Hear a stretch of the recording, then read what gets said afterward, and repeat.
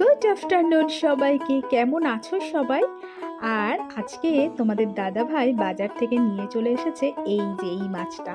এটা কি মাছ আমাকে একটু বলো তো দেখি কমেন্টে সবাই এসে।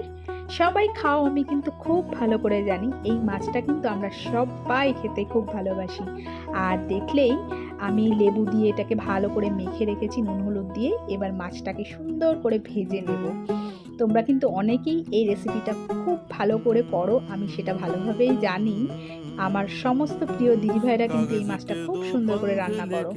আর দেখো আমি মশলাটাকে ভালো করে কষিয়ে নিয়েছি, যা যা মশলা দেয় আর কি, আদা পেঁয়াজ রসুন এইগুলোই রয়েছে। আর এই মাছটা আমরা কম বেশি আমরা সবাই খাই, ভীষণ ভালোবাসি। কেন বলো তো, মাছটা কিন্তু কাঁটা নেই একদম। আর আরেকটা কি সুবিধা বলো তো, বাচ্চাদেরকে কিন্তু এই মাছটা খাওয়াতে একদম সমস্যা হয় না। কমেন্ট বক্সে এসে অবশ্যই জানিয়ে যেও এটা